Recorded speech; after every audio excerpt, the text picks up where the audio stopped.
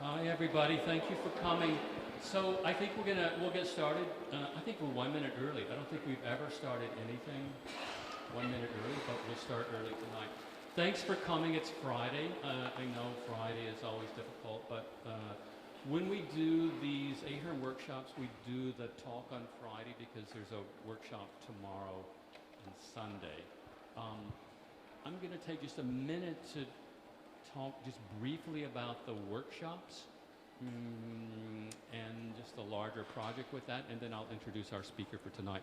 So each semester we do workshops sponsored by Patrick Ahern, and the idea for those is to bring in professionals from outside the discipline or outside the school to organize workshops on topics that typically we don't do in studios or we don't typically do in the courseworks, so that students can get introduced to, let's say, other forms of practice or other kinds of offices.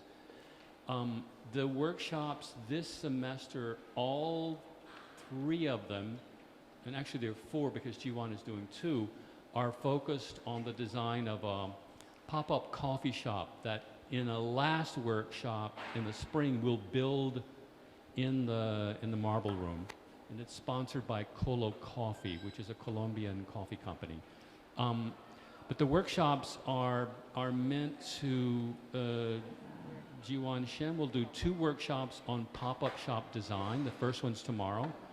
Then Erin Cuevas, our Bogosian fellow this semester, will do a workshop on brand strategy and mash up the brand of our school with the brand of Colo Coffee.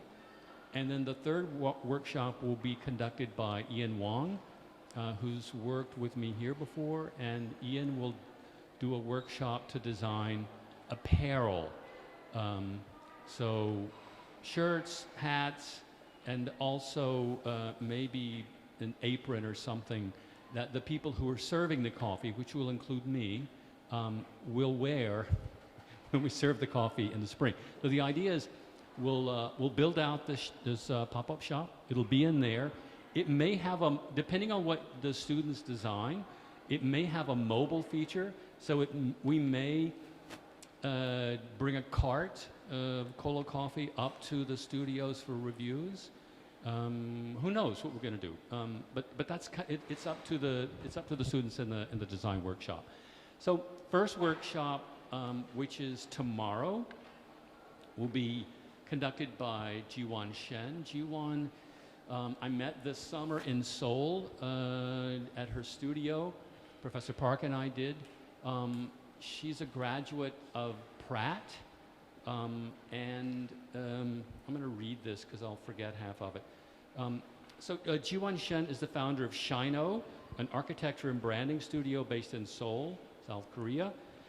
She's a graduate of the Pratt Institute of Architecture and has worked as a designer at Carlos Zapata, Studio Daniel Libeskind, Life Things, and with the global branding team at Gentle Monster. I don't know how many people know Gentle Monster? How many people are wearing Gentle Monster? No one, yeah. Gentle Monster is a very famous eyewear company in Korea. Shin's firm, SHINOH, founded in 2020, is a small group of designers with diverse backgrounds and areas of expertise, including in metal crafts, space design, graphic design, and architecture. SHINOH has recently begun work on several new projects in Paris and in New York City, including a pop-up for Korean cosmetics brand Tier, and this pop-up is going to be in Soho. And it'll open, I think, in late October. And my class is going to go down, and we're going to be able to hang out with the influencers, I think, and go to the opening of the shop. How many people know Tier? Anybody? Yeah. So, so she's doing the first, and I think this is the first U.S. presence for Tier. Otherwise, it's all, I think, online. Yeah. So SHINOH's also worked with renowned Gordon Ramsay restaurants to develop an architectural and branding strategy for 4 restaurants, including Street Burger by Gordon Ramsay in Seoul, Incheon, and Suwon. SHINOH has also created the first Busan flagship. Is that right? Yeah. Check my glasses out. I can do this. Yeah. SHINOH has also created the first Busan flagship for the Korean dessert brand Knotted. And the studio's projects also include notable and award-winning projects such as Cream Latte Showroom and the Viver flagship and the Positive Hotel. Most recently, SHINOH has worked with K-beauty brand Afui Ajit to launch a new concept store that has brought excitement and energy to the K-beauty scene. So just maybe say a couple of other quick things about Jiwon and about SHINOH. We're really excited to have her here to do these workshops and to give a lecture, but I think it's also interesting for students to be exposed to someone trained as an architect who is not practicing conventional architecture and who's not that far removed from you. That is to say, she's not that much older than you. She said that herself, yeah. And part of what's interesting is to see how a young architect can develop their own practice and how they can develop it in a variety of different areas. And so I think partly she's going to show projects, but she's also going to talk about, like, how does a young firm start, and how do you develop it, and how do you make connections, and how do you end up designing the tier pop-up shop in Soho. So I hope some of this will be an appreciation for the work that they're doing, but she also will tell you that her office, SHINOH, is itself a work in progress because they're growing. And I think it'll be instructive for all of us to see how an office like that emerges and develops. So without further ado, join me in welcoming Jiwon Shin.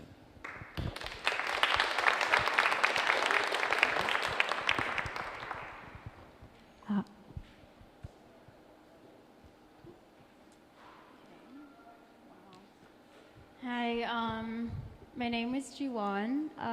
This is actually SHINOH's first lecture, and it's first, but actually, personally, it's been kind of a dream and a goal to speak with students, especially about our work and the journey to get here.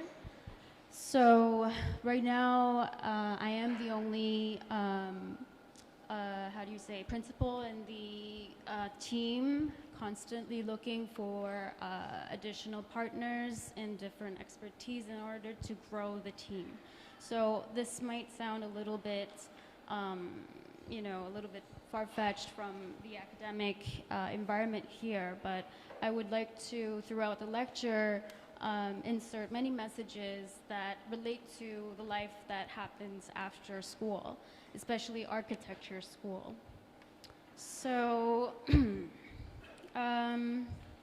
first I'm just going to go through a few of our works really quickly and explain some of the processes that you might feel very close to, because we do sometimes have the luxury to go through the same analysis and studying process of a student, and that's when we are allowed enough time to design and construct.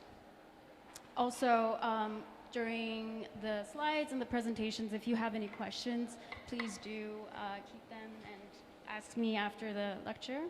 Would love to try to answer them to the best of my abilities.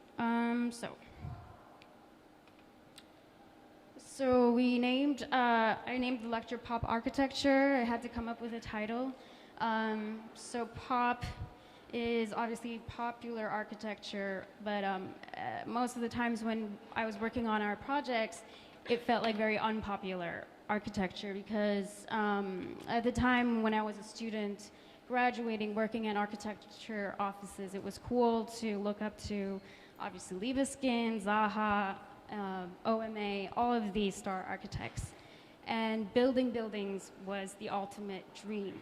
So if there was somebody doing DIY interior, talking about floor finishing or even materials, it was a little bit, and it wasn't taboo, but it was not the most popular topic.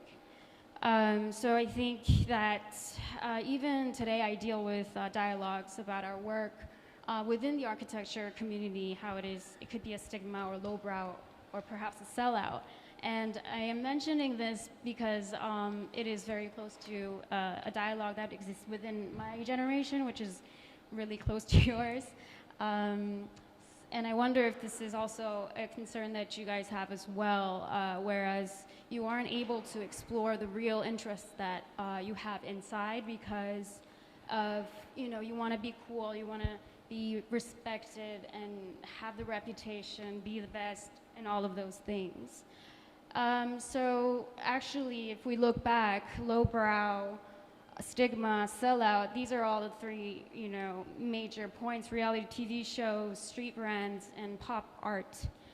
But at the end of it all, when we look back, all of this is what creates culture, and culture, these topics can be looked down as, oh, it's extreme capitalist, or it's all about money. But when we take out, the idea of money, it's really about people bonding together, escaping to a place, and feeling a certain type of emotion together and a relief from perhaps their everyday life.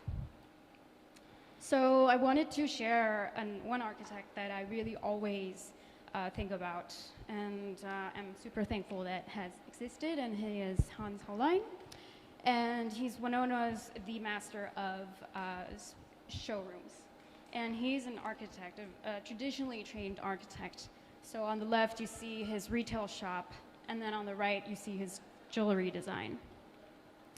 Again, another gallery that he was commissioned, and then on the right is a pair of sunglasses. So we did just jump to a very different point in conversation, but I do want to point out again, this idea of commerce is really about culture, and it's not limited to space. It's very close to an eyewear, an object, perhaps, I don't know, an app, whatever it could be. So this eyewear is just pointing this out because it's funny. It was designed by him in 1978. 2017, you see a very similar pair of sunglasses designed by Gentle Monster. So this was one of their very peaking collaboration when they were very not commercial. So from here, I'll begin to talk about our work specifically. So SHINOH is based in Seoul. Right now we have 2 junior designers, me, who actually do a lot of the CAD work, 3D modeling, budgeting, writing contracts, everything. And then we have another senior architect who, I'm telling you all of these details because it is real. We have a senior architect who is not able to work full-time because she has 2 babies. So we are having her work part-time, and get her used to the interior speed of things. So one day, hopefully, she can have the time and luxury to join the more detailed steps in the design process. So Seoul is an interesting place, and I think it's extremely closely relevant to SHINOH because if we were not based in Seoul, we would not be able to have so many projects done at such a fast pace. So I don't know how you would know of Seoul, but it is really the new cool kid on the block, whether you like it or not, and definitely an anomaly. So this is Gangnam, the south of the river. The Gangnam style, all of the major commercial cultures exist here below the river, and this is 1970. So that was only a few decades ago, and now this is Seoul, one of the fastest cities in the world, and because of such a rapid economic growth, the culture is very interesting. You can imagine some things are really amazing, and certain things are a little bit ironic. So in a context of a very special place, we were able to make almost 20 projects within 4 to 5 years. And I did start this studio alone, and I will explain further about how I began this little group of people and work. But first, let me just go quickly through the projects because some of you may not know. So one of the biggest projects we start the firm with was Gordon Ramsay, and one of our clients was, the client was actually a 20-year-old Korean company that that had been developing not napkins, but hats, furs, and scarves, and have been wholesaling them to large department stores in Korea. And department stores of Korea are, the highest revenue making icon, point of sales in the world, Korean department stores and Japanese department stores. So they take up the top 20 of the world in terms of mall ranking. So this 20-year-old company had a lot of money to invest, and they wanted to take a risk. So they bought the license for Gordon Ramsay in Korea, and they said, let's look for a designer to open a restaurant. Now, when you get into business, there are many things to be socially aware of and learn, and many heartbreaks and, the opposites. But it was an interesting experience for me because this project was basically, in a way, very considerate of a young starting designer. The client representative said, we want to pick one individual freelancer, one mid-sized firm, and one corporate firm. And thankfully, the corporate firm dropped out because they didn't have the schedule to do this. And then it was me and a partner that I asked to join just for the project, and then another mid-sized company. And we suggested the idea of a very vintage, a futuristic diner type of world to sell to the Korean customers. This had to be absolutely luxury because the price of the burgers were $30+, which is way 30, 6 and 50 plus. So there's a menu that's $100-something bucks if you are familiar with Gordon Ramsay burger brand. For Koreans especially, because they're obviously they're obviously Koreans, so a burger that costs more than 20 bucks was extremely shocking for them. And to anticipate their kind of shock, we had to elevate the space and make it adjusted for their point of view.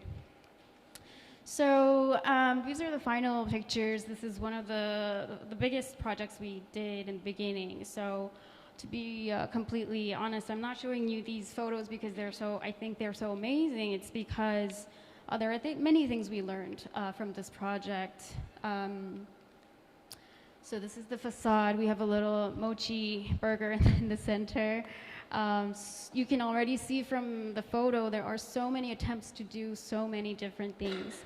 And even till now, I cringe looking at these photos, but I share them with you just to be vulnerable and say, sometimes when you do things for the first time, it comes out interesting. So one of I'm just going to point out a few design elements here. So in the plan, the facade is along a curved line. So when the entrance is curved very slightly, as you can see, the left to right columns, they are rotating slightly, 5 degrees each of them. So when the visitors are walking left to right, they can see the sides of the LED columns. And the reason why we put the LED is because the CEO requested we need LED to advertise and stand out from all of the rest of the stores. And the thing is, us being very, wanting to make it very in our own way, we didn't want to make an entire surface just a poster version of an LED wall, so we said, why don't we do columns? So it took quite a bit of energy to convince them to do columns. They were questioning, how are we going to expose our brand through these tiny little modules of LED? In the end, we ended up working with a motion graphic designer who created custom content that fit perfectly well for the columns, and they ended up putting fire video in the columns. So when they opened, there was a bunch of fire just lighting up through the columns. So you can see here our little attempts at trying to stay, you know, dreamy throughout such a very pressured environment. This is the, I guess, plan diagram.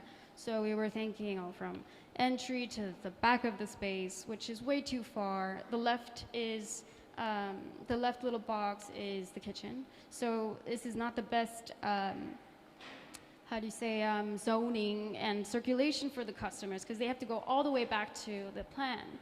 And this is underground, underground of a mall. So you can imagine the space quality is not the best at the back. So we had to kind of seduce them into the back of the space. And those were to be activated by these little points of reference: memory, climax, and infinity. And we tried to convince them that this story was based on the layering of the burgers. And sometimes these kind of stories do really work. So sometimes it's nice to keep it fun and light. So here's one of the initial sketching of the plans. Now, you may ask, why is the kitchen there? Like, that is so, you know, not efficient. Sometimes you have to work with given restraints. We tried to convince them to push it back to the space. However, there are politics involved when you are in the real world. So you cannot take control of everything all the time. If you can see in the corner, there says 122 spots. So our client, or any client, would be very, very interested in how many seats can you make within a plan for a restaurant. That's extremely important. So this is one of our proposals for the initial proposals, rendering image. I literally screenshotted them and pasted them in the PowerPoint today. And this is one of our photos, another rendering, another all-nighter, just trying to finish this project, our mood board to make it Space Odyssey-like. So this is the final proposal for the project before it was selected. Initially, we wanted to have these moving curtains coming up and down of the ceiling to give them a private type of space, and also have an acoustic subtlety within the space. And it's kind of like spacey, and we would call that ball a moon. And actually, it would be a private dining space for people to go in for anniversaries and VIP experiences. Here's another Photoshop when we did not have Enscape. It took hours to render and also Photoshop. So even with the furnitures, we did custom design of everything. Now looking back, we can say, let's cut down the work and, you know, find nice furniture that already exists when you don't have enough time. But I guess we were just very hungry to design. So these are the chairs.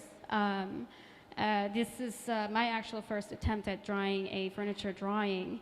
And, you know, coming up from architecture school, you never really see furniture drawings unless you are in the library all the time. I was just not that type. So it was my first attempt, and I think that 5 years later, looking back, I would like to jump back and try to mimic certain passionate attempts here, because we don't have always the luxury to go into the details and the speed of Seoul industry. So these are some conceptual drawings that my partner made, and you can see the blinds coming down on the ceiling. So these are some of the final images. And the blinds, obviously, they were not motorized in the end. And this became an issue actually because of the sprinklers, so they're all rolled up at the moment, but we did get by a year with the curtains down, so that's good. And this is the bar. One more thing to point out design-wise. We convinced that in Korea people don't eat on bar tables that are too high, so we told them we have to put them down and keep it at the table level at a normal dining table height. You can see the bar is very, very big. The material was made out of custom prefabricated concrete. We added in Gordon Ramsay's stimulating quotes. And here are some, detailed images from the time. So it was extremely expensive because we had to make 12 different custom pieces of the bar. In the end, whether we are satisfied with the actual result or not, we did reach our goal, which was to make a space that is immediately recognizable for customers.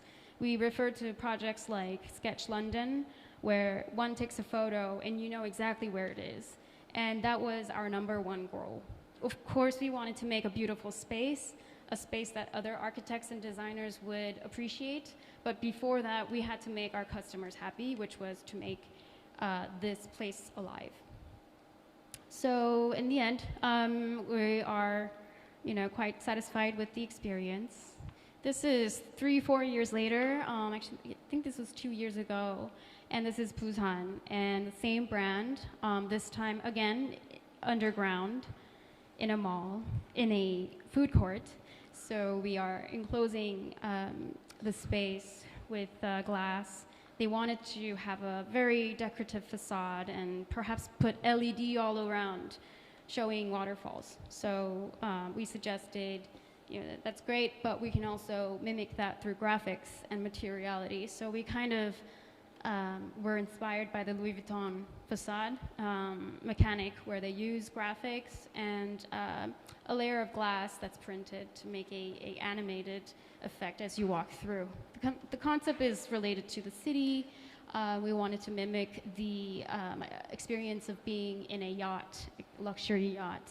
And so those ceilings were completely non-existent. We really had to make a stage effort to create a vibe from zero. And these lamps are rotating so that we have a similar design consistency from the first project. Although not in red, it's now in orange. And for this one, our goal was to make our customers revisit the space. So we wanted to make it comfortable and warm. And this is the bar, and another VIP space. Every element has many stories behind it, but I will skip for now. And I'll speed up a little bit from here. So the next task was Street Burger Gordon Ramsay, and this is the design of their stores in UK. So when our client said we are going to launch Street Burger in Seoul, we could not let them just use this design in Korea, because the customers in Korea are very sensitive to aesthetics, sensitive to brand, design, art, and everything. And we just thought this is not going to help Street Burger stand out, and it may even devalue, no offense to their designer, but it just was not applicable to our culture in the city. So we attempted at creating a completely new space identity, and we just did it on our own. The client didn't even ask for it. We just wanted the clients to succeed. And we suggested a completely new board of materials, but keep the idea of street and urban.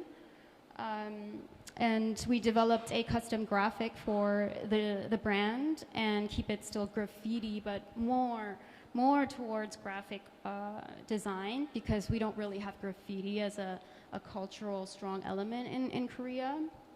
And it's very dim. Even if a street burger is a lot cheaper than the other burger brand, it's still quite a luxurious experience. And here are some of the images that the clients ended up making. And it was interesting that they just chose a black background on their own after seeing all these space designs. So why I'm pointing that out is the space that anyone designs, even for retail or whichever program, it does have a tendency to group people's minds together, even the staff working there. They know what to expect. Neon lights, black and white, and colorful food. So I was personally very happy when I saw these photos because we had not given them any directions to take any type of specific photography. So this is our most recent street burger that opened a few months ago in Suwon. This was different because we had daylight, so we suggested we just change all the materials accordingly. And the ceiling, funny story here is the ceiling, we fabricated the ceiling mirrored the entire order.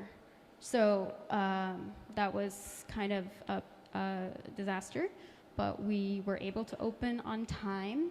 And the mural here is interesting because we always try to look for collaborators, whether it's a school, another team, graphic designers, to create new things.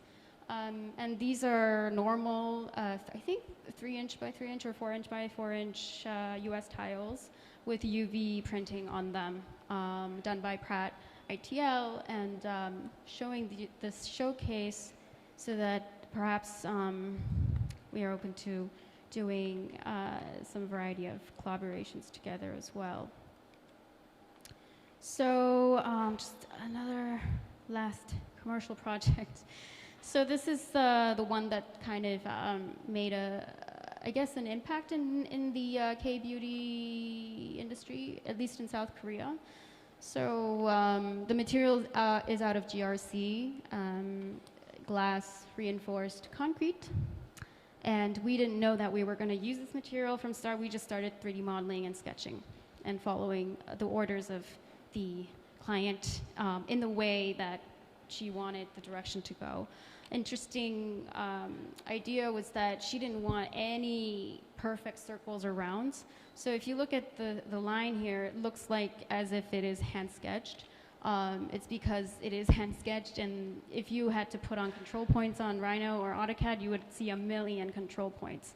So no window is the same, there are no straight lines.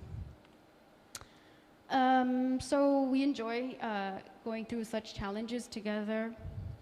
Here's a counter. The same material we used for the Gordon Ramsay bar table. We designed all the furniture. So I don't think there's many cases where we had used, when we had just bought furniture, which would actually make life a lot more easier. So this is an old factory in Seongsu-dong. It's kind of like the Brooklyn of Seoul right now. And yeah, so many different furniture, very colorful, very cute. And they're doing very well currently. We were beginning, another thing that's interesting to be in Korea is that it's quite crude how we treat the neighbors. So we, as in the client and us, didn't like the green facade on the right, so client, just said, let's cover it up with a huge poster. So we made a huge billboard and just put it there. Yes, so I don't know how to feel about it still, but I think that's kind of like the fun part of having these projects happen in Seoul, because it's part of the culture. We were working on a retail together for Japan flagship. Moose-like structure. Here's some designs and a lot of VMD work. So I think I'm just gonna quickly run through these. This is the Knotted Bakery that Michael just mentioned. Very, very viral brand. Not so much anymore, but they were extremely doing well. And their slogan is, "This box will make you smile." So this text actually goes on their packaging. And we thought it would be funny to have that text on the facade. So we always find a way to make ourselves enjoy what we do. I gotten comments about how this looks like Squid Games, and I have to agree. And when I was actually having a small discussion with Michael earlier, we talked about how retail design and pop-up design is kind of like prototyping in terms of how quickly things go. And this I would completely agree with. So you can see how the scale is quite interesting. It's very overpowering. Although this place did, receive a lot of attention. Oh my gosh, big stairs through 3 different floors in Busan. As a designer, it's always a learning process. Double skin, so these are attempts, or you can see attempts to kind of strategize how do we use the least amount of money and make the most amount of impact for the customer and the client. So we just kind of removed a bunch of stuff from the facade. It was it was a Dunkin' Donuts type of Korean coffee shop, and then we just put in this new facade. Another retail and things like this. So, okay, 30 minutes has gone by.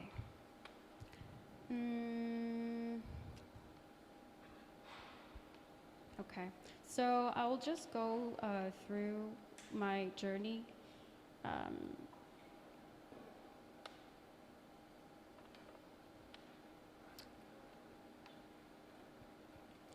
So I, after being displaced to Seoul from New York, I was working at Libeskind. Somehow I was the only one without a master's degree. Everyone was from Yale, Princeton, and all these beautiful schools, and I was just I felt so lucky to be there. Unfortunately, because I was an international, even though we applied for the visa, I had to relocate back to Seoul. And thankfully, had a really great relationship with one of my professors who was practicing architecture, and we applied for a Young Architects program at a very big art museum, and that you can see on the right side here. So we did do a lot of sculptural work. I just want to show you. So this is my personal Instagram, 2017. And, but you can also see certain jewelry products here, and they're actually designs I started making them while I was employed. And that was because I was so eager to design, and as much as I was enjoying learning from a professional, I wanted to keep making form. So started making jewelry design. That's when I came up with the name SHINOH, and we kept it since then. This you can see is a 3D rendering with V-Ray, some berry rings, some more designs here, and just going back, I just want to show you this project because it's interesting. Some installations. This is like 4 a.m. in the morning, all of that. So I had a lot of fun just fooling around with, I've always wanted to make something like very commercial, so, discount posters and things like that. So I think after a heartbreak of moving back to Seoul, I was ready to just explore everything I wanted to and felt like I had nothing more to lose. So ever since then, that's when my experience at Gentle Monster began. Gentle Monster is a fashion eyewear company. They started in 2011, and now they have become one of the biggest brands in Korea. And they actually have really contributed to the retail trend and incorporating space as a retail strategy in Korea, and I think they also affected quite internationally as well. At this point, when I moved to my professor's office to Gentle Monster, I told myself, this is the last office job I'm gonna have. I need to pursue something that's something that I'm completely passionate about. without thinking about what others will think about me. So I loved fashion, and I always wanted to work internationally. And I liked sunglasses that much, even though I didn't own many of them. And I went to one of their stores, and we're talking about these things now, but at the time they had like bottles of glass just hanging on the ceiling, and just with this perfume smell coming out of these bottles. And they're a sunglass company, so I was startled. Wow, this CEO is really investing into customers' experience. And while I lingered around these glass bottles, a staff came up to me and said, "Hey, are you having a good time? Do you like the smell?" And I said, "I really like it." And she said, "Oh, like, here's my card. I'll let you know when we ever come up with a product." And I was so shocked at that point. So that memory had just never left. And then a year or two later, I applied for a global branding team, and I had assumed, because they're a quite small company at the time, I assumed that they maybe need people who speak English, so it was a great strategic move on my end, and thankfully we got a position there. So I was there for about 3 years.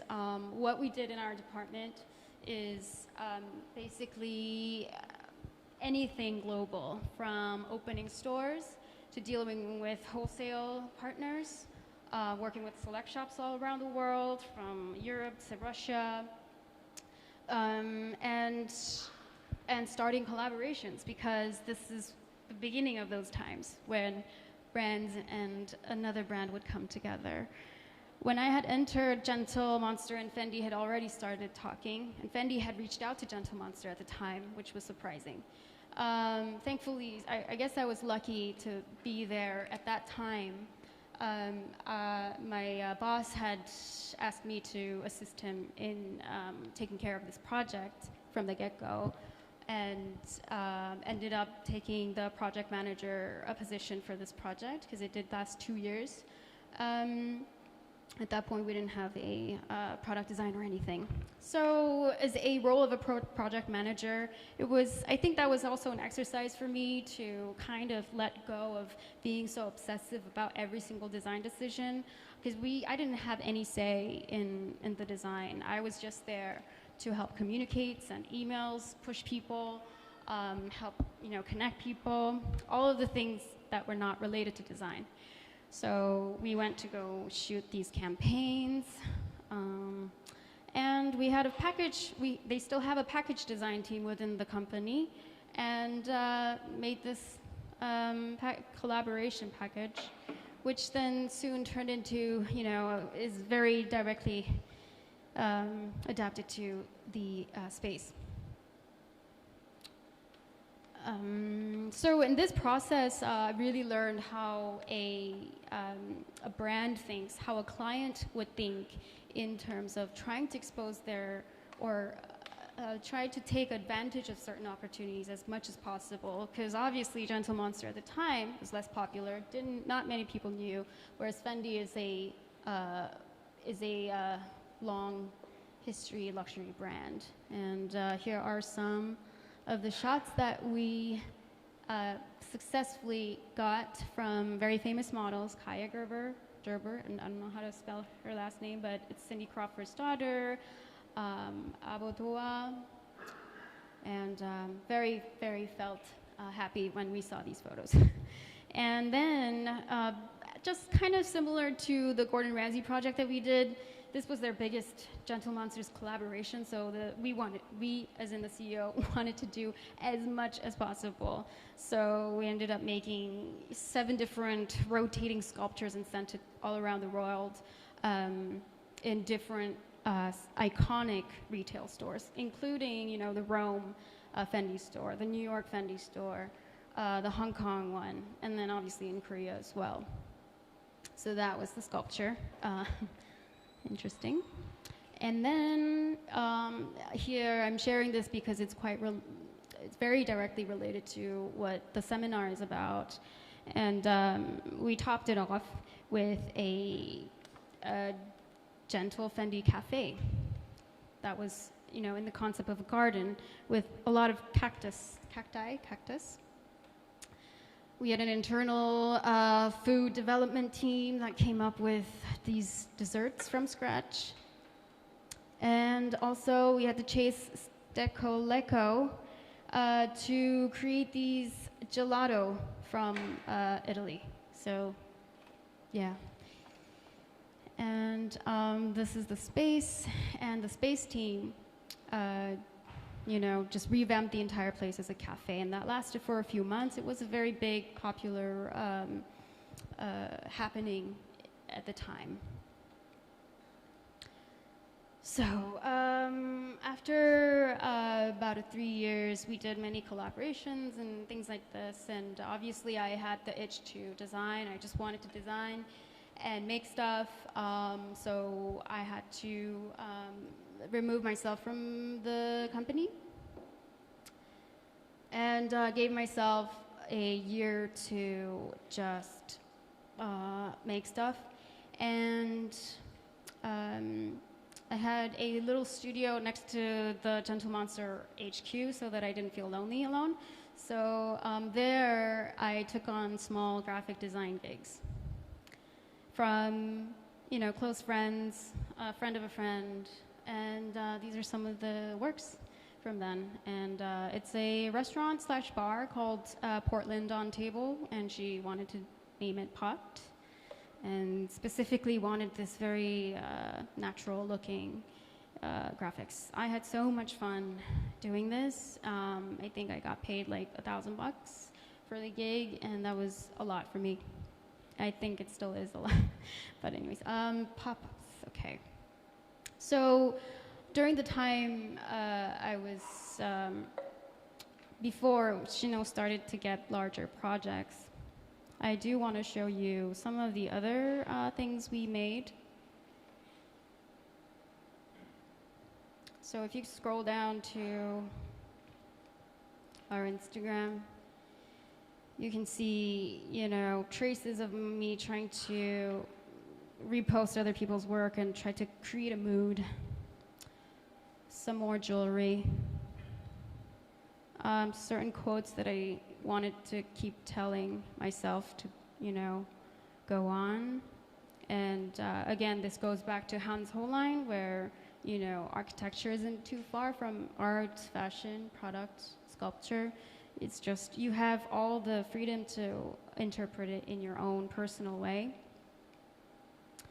And this is the studio that I was at. You can see little ceramics. I was sharing it with a friend, actually, who designed the Fendi and Gentle Monster package. And other times, I made some comics and of the studio space. So I imagined the space to be like a little scent shop. I missed using Illustrator at that point because I had just been writing emails. And there's a little corner at the back. And yeah, just had fun making these drawings by myself. And I didn't know COVID was gonna last so long. So it's like a gallery space, you know, a tiny little office that can be a gallery. It can be a scent shop. You know, and then it can also be a workshop space.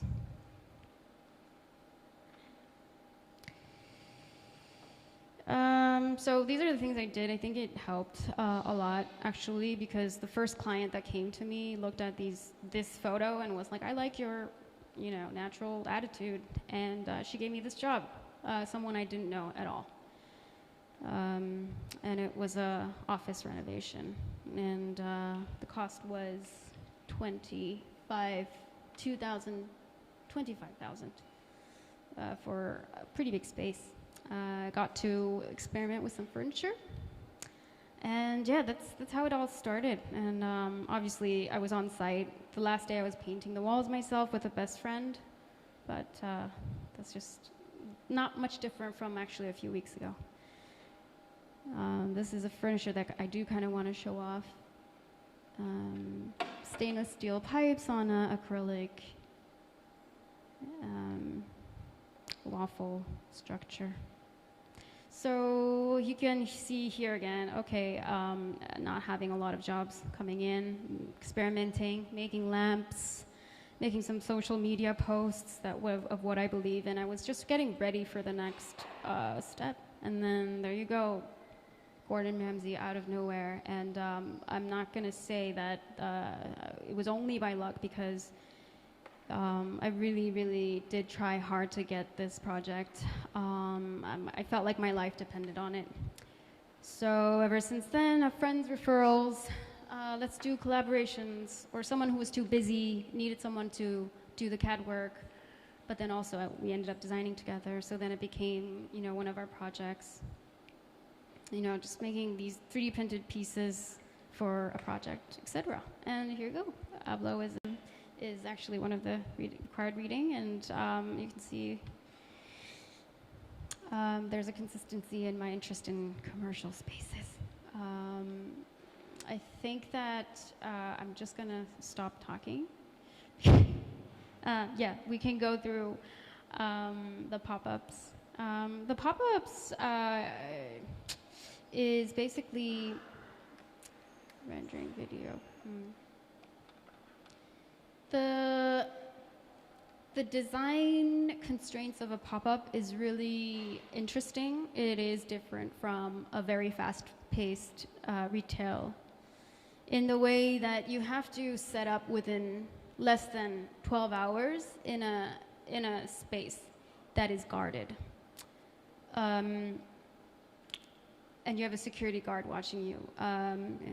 So I think the main message that I would want to share about pop-up design, other than the programmatic ones that we will dig into further in the seminar, is really how it depends a lot on graphics and material. How are you going to put these, you know, stores together in, you know, let's say 5 hours, because, you know, the other 5 you probably have to communicate with the team there, the contractors, clean the space. Maybe the pop-up design that was there previously didn't clean up, so you have to help them rip off the vinyl off the floor.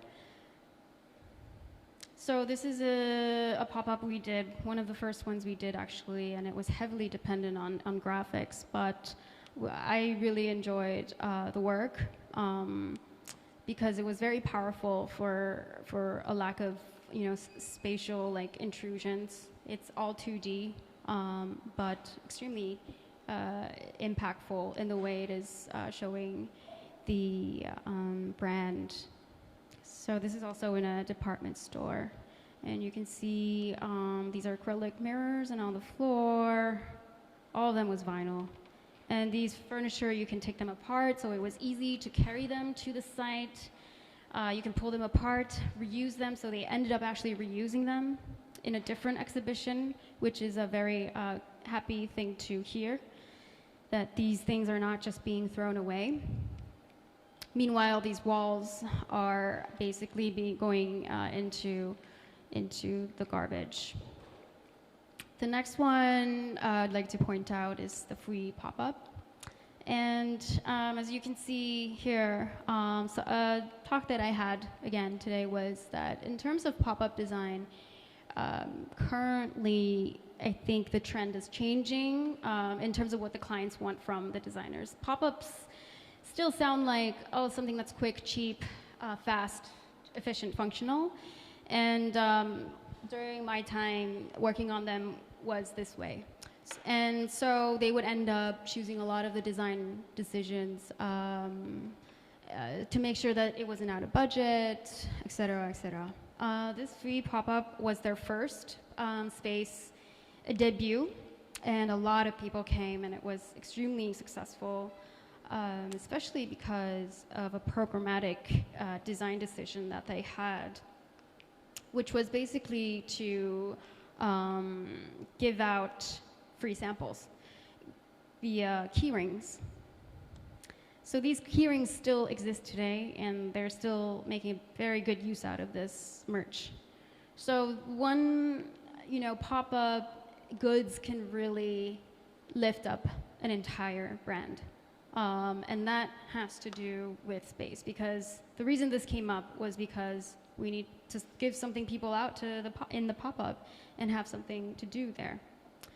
So that was the major takeaway. Another one that we want to point out is the one that we're working on right now. It's confidential.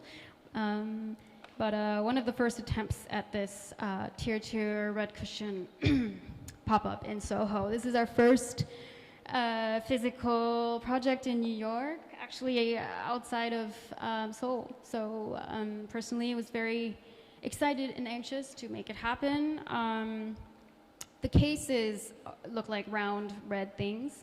So we made, we're basically making foam furniture. So like, you know, cushiony furniture where the cosmetic sit. So even currently, you know, we were talking over Slack, like how do we design this? How do we fit 40 different, like, you know, cushions on this tiny little table? Is this too different from the original package design? What is this mirror? Isn't it too overpowering? What is this rose vase doing there? So this is me and the team just talking about, you know, how to execute this. And you know, we're gonna have a rotating kinetic sculpture, try to make the pop-up as interesting as possible. Yes, these are different iterations to fit as many products as possible, because the material we have already ordered and is being made, while the product numbers have to change due to the brand's request. So it's really a lot to do with problem solving as well, but that comes with design. You know, how do you, you know, solve that through designing? I mean, you could layer it up. I think that a lot of you here can actually solve this problem better than we can. So please come to the pop-up shop. It's in Soho, end of October for 2 weeks. And it'll be interesting to see it in real life. Okay, so I'm just gonna close out. Filled up an entire hour. Okay, so here's a few of the quotes that I just wanna leave you with. When I was young, all I ever heard about was functionalism. Design should be sensual and exciting. So again, it's a similar message that even if it's functional, I think it really should be emotionally affecting you as a designer. It should be personal to you. It's difficult going through adolescence, you know, in a community of people. We are always prone to judge one another, try to compete, but that's not always a bad thing. It's just we are trying to grow and develop ourselves into a better version. But you do have to keep in mind that if you're not so aware of what you're really interested in, or that's something, you know, you feel like you missed exploring, whether that's baking or vehicle design, whatever it is, lighting, architecture is the place for you to dig into those topics, because it is so flexible. It's like all encompassing. So also, this is important because if you have a chance and you like furniture, I think you should try making some while you're at school. It can help you a lot in terms of designing space and understanding material and how that comes together. And another quote by Virgil, young architects can change the world by not building buildings. And it's not encouraging not to build, but I think it's more about architecture is bigger than just buildings. So I think that it's important to enjoy your academic experience here, and I'm so honored and also just so grateful that Syracuse and Michael and everyone here has welcomed me, and that you are all being offered this amazing dialogue, because I think it's quite industry changing to start talking about branding, pop-ups, retail design in the School of Architecture. So, thank you.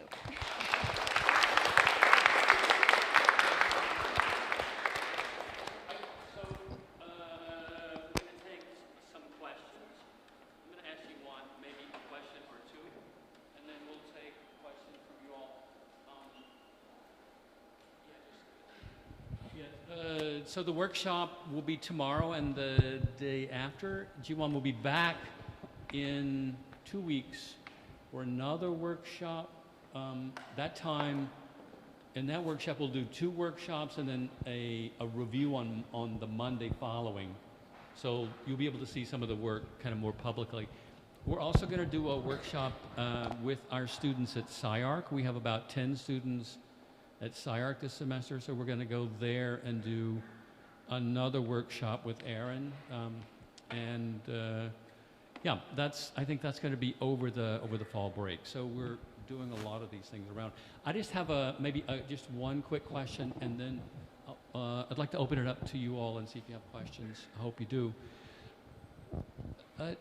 So many of the things that you cycled through in that really quick spin and a lot of projects suggest that you had to learn so many things as you go.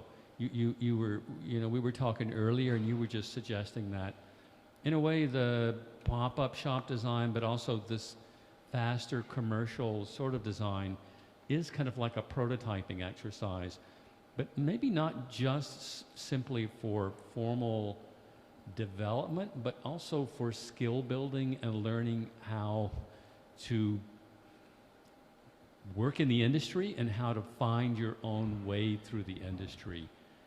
You did a professional undergraduate degree in architecture. How much, when you left and you worked for a couple of firms first, and then you went to Gentle Monster, I'm just curious, when you left, of course you had no idea that you would end up doing what you're doing, but looking back on it now, how well prepared did you feel to find your way into that? Or did you just like fall forward from one thing to the next? How deliberate was that? I'm just curious because I think a lot of students graduate now. We're not exactly sure what the job market is going to be like. We're not sure exactly what we want to do. People go through school, they get a 5-year professional degree. They realize, oh my God, this was an incredible training, but maybe I don't want to do that. I want to do this. How did you put yourself in the position to get where you have gotten now, and maybe where do you go next? Yeah. I think the expression you used about falling onto, like my laptop. I think that's how it feels like the last 4 or 5 years. But it was intentional because I chose to take on the projects or get maybe not paid as much, but then I really just wanted to leave a portfolio. I just felt like I had nothing to lose. I was, I didn't have a family of my own. I didn't have kids. I was living with my parents and still am. It's a cultural thing, but it also became something that I'm deliberately choosing. So, there's like a lot of YouTubers who talk about like, like live with your parents and try everything you want to do. I think there is something really, really real to that. Opportunities came through people, 100,000%. So when people say you have great connections, I think that expression is made by people who are jealous of you being a good person and having good relationships. I think having good connections is more like you have relationships with people that are sincere and real and respectful for one another. And that, carries 100% into professional, situations. I think 80 to 90% of these projects are referred, even if it was a competition. Why don't you try it out? Why don't you, at least, if the worst case scenario, you can have your works shown and you have eyes on them that's other than you. So I think that's how it is. One other very quick question. You suggested that, in a way, what you've been able to do so far wouldn't have been possible had you been anywhere other than Seoul. What's it about what's happening in Seoul? What's been happening in Seoul? I mean, I was there this summer. I've been there a bunch over the last couple of years.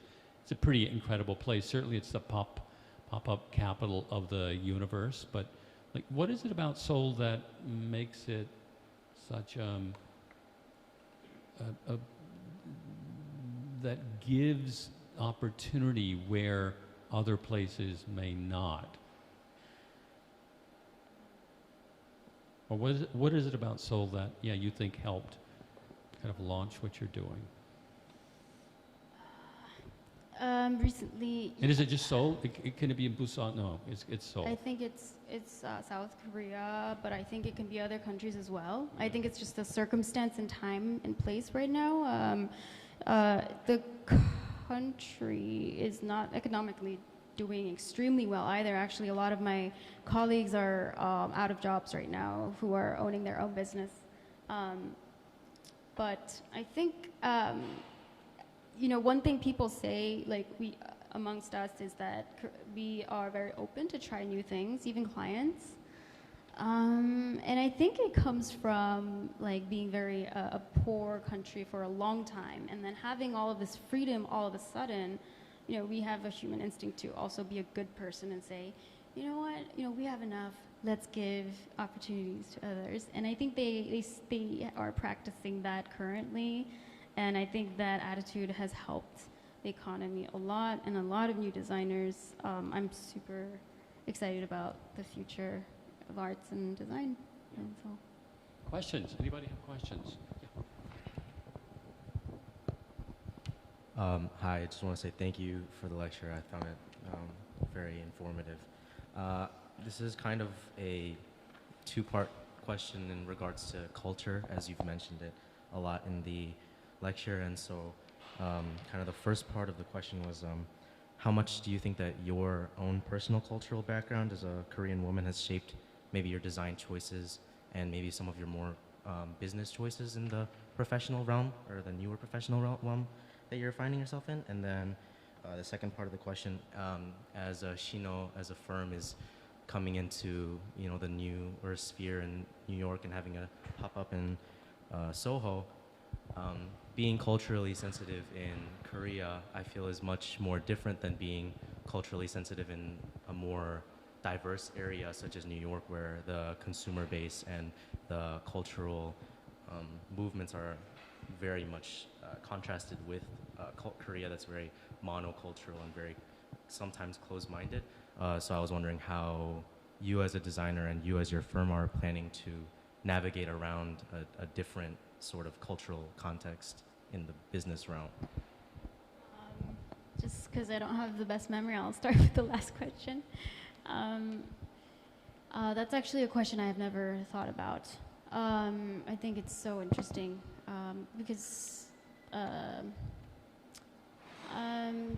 our client is still Korean, we are still working in a similar way.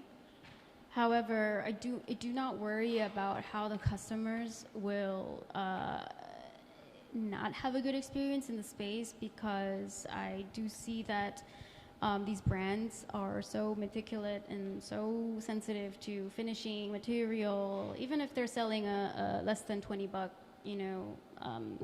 makeup, even if it's like $12, they're complaining about how the carpet looks cheap. So I think for the customers, I think they will be okay. In terms of your question, answering it in a more like conceptual designer way, I think that is unknown, and I think that's a question I have to think about. I think it's a really good question, so thank you. Because what comes to my mind is, how do I differentiate myself from all the other competitors that are here? Whereas in Seoul, maybe my aesthetics and certain choices were already automatically quite distinctive, just because of my international childhood. So I don't know. That's very, very interesting question. And then the first question about navigating as a female Korean, was it, in Korea? So there are some statistics that are floating on Instagram that says Korea is a very sexist place in terms of work environment. I have not really experienced that. I can understand how you can see it that way. But for me, my weakness or my, how do you say, a point that another person could kind of cling on to and use is the fact that I'm still young, inexperienced, and small. So you kind of have to be aware of that. And for me, I think it's a personality thing. I try to be vulnerable and say, I don't know. I'd love to work and I like doing this, but I don't know, like, can you teach me? You know, so that's how I get around with it. In terms of, and also being, working in the US and learning in New York, which is a very expressive culture, going back to Seoul, working for a company like Gentle Monster. I expected a lot of people to have a broad experience, but they were actually very little non-local, like international experienced people. So I had to learn how to navigate, I don't know, and perhaps it's the same in any other city, but as a woman to kind of be sensitive to how you express your ideas, timing, you know, I mean, this is really real things, but the speed, you know, the word choice, and also volume of your voice. But this is something that I learned in Korea, in the corporate environment. I remember nobody really listened to me when I first got there because I was way too enthusiastic. But after a while, when I became a little bit slower with my words, people started listening. So maybe it's like not really a cultural thing, but a general world thing. Thank you.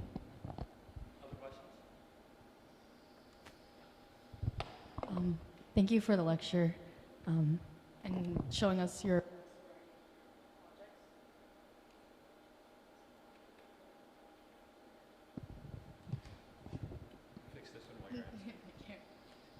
So you were discussing kind of the temporality of pop-ups and kind of how they are sort of fast-moving projects in terms of how they start and kind of how they end.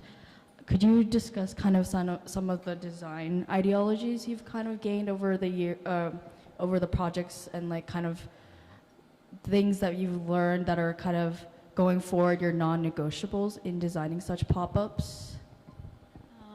Such a good question.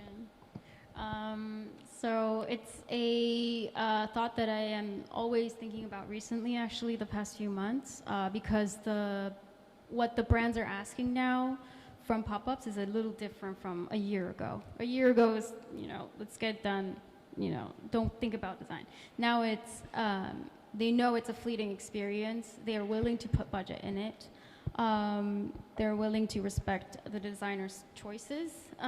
So for us, for sure, not because I'm particularly putting like the idea of sustainability like on along with our highest priority in designing, in terms of materiality, obviously through other things, but yes, but the way that the structure needs to be able to be reused at a certain scale, I think has to occur, whether that be you start pulling them apart and decrease them in volume size, so that if the brand has to store them in storage, it takes up the least amount of space, which is, space is money for them. So that's a very important part. In terms of cutting down labor costs as well, least amount of you know, joinery that's labor intensive should be minimized. Using material that already exists within the neighbor or the city, I think is extremely important, that you're not like flying a bunch of expensive material from Italy just for this pop-up. You could, but maybe it has to have a really strong reason behind that. Another thing is that I currently, even just developing the seminar with Michael, I started to think like the next time we do a pop-up, it's got to be like a concert. Like it's got to be an experience that will never be gained again. When you're there, you come out with a band T-shirt with, exclusive T-shirt that you keep as a souvenir. And when you wear it 2 years later, 20 years later, you're that cool person. I think pop-up design can be more intelligent and will continue to be more intelligent, and an amazing opportunity for designers and architects to participate in, whereas, so far it's kind of been like a quick, cheap, this type of, subject. It's definitely changing. Thank you so much.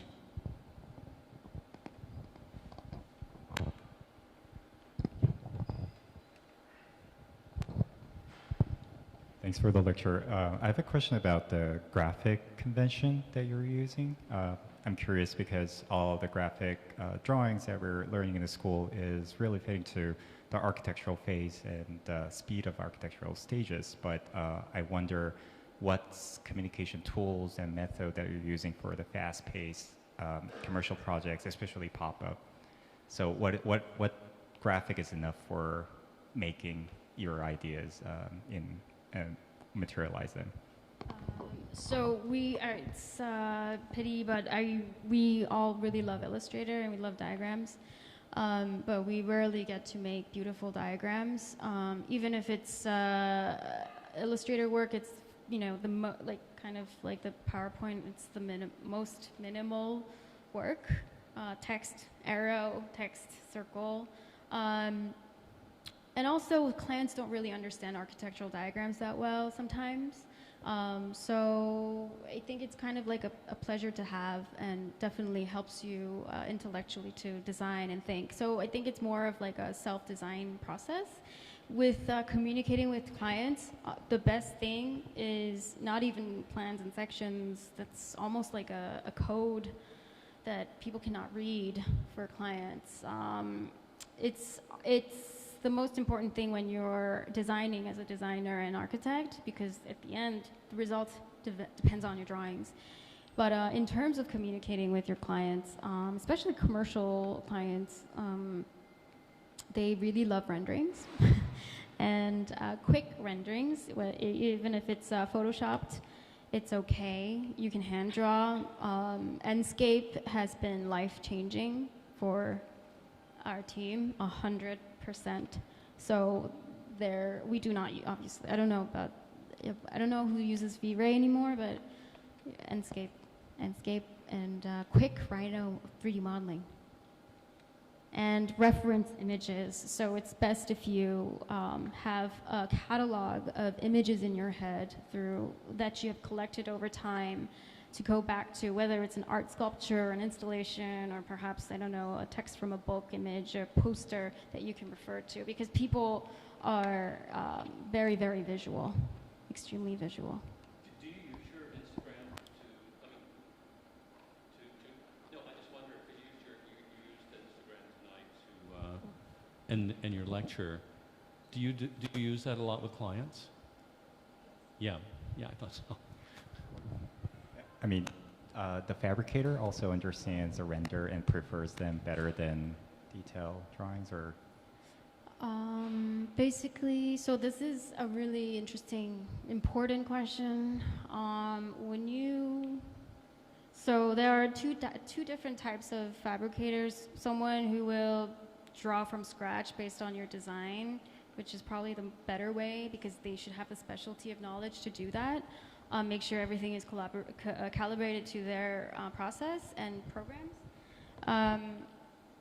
When we're in a really hurry, then we use 3D images for sure, and definitely has happened for the tier pop-up as well. And I just showed them renderings, and then they just drew the plan in section based on the maximum dimensions of the volume. So if it's an egg, I just told them, X, Y, and Z length, and they just drew it. And then I would ask someone else to go through that design. Is that okay? Is it at a good angle?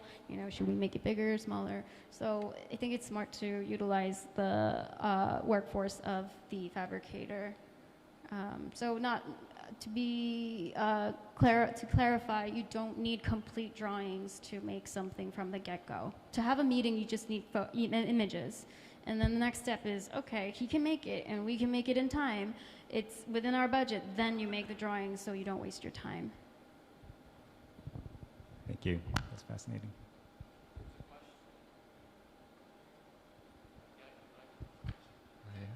Thanks for the great lecture. Building off of what we are all talking about Instagram, I'd like to ask about the marketing of your own office, because you touched on that. Could you please elaborate on that? And as social media became a major way for you to gain work as well?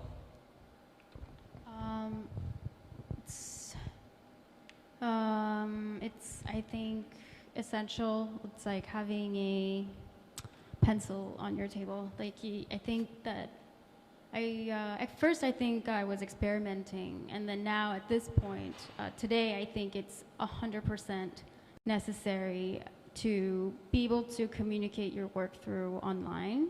And perhaps the timing of when that starts depends on you, when you feel like you're ready to start showing your progress. So either one, you want to show your viewers and followers, friends, and future clients your growth as a designer and your growth as a studio, or you just want to be transparent, kind of like YouTubers who were like 6 and then now 27, living in mansions. And then the other way is to be a lot more strategic about how you brand your studio or yourself. So you kind of test around, maybe make like 10 different accounts and test. And then when you're ready to unveil to your real relationships and the world, you can curate this a lot more and refine it if you want. But I don't think there's a better way. But social media is the only way we market ourselves. Yes.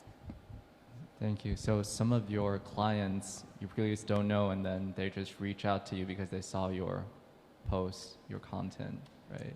Yes. So it's surprising. So Fui, the blue makeup brand, reached out to us through DM. And then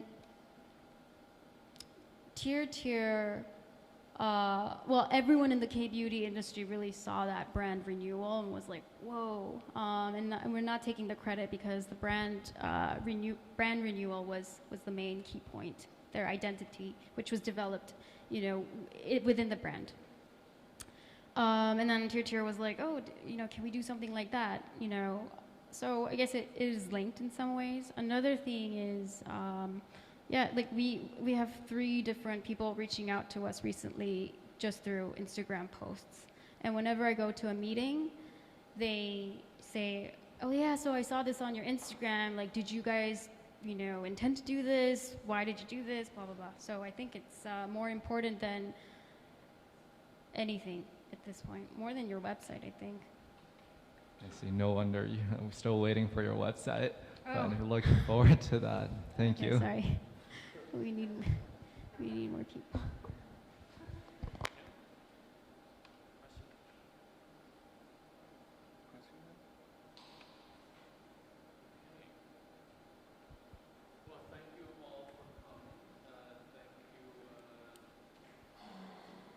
Thank you, Jiwon. We will see you here tomorrow. And for all the people in the workshop, we'll start at 10 tomorrow. And yeah, you have an assignment as well, so please do it. Thank you, Jiwon, and thank you all for coming.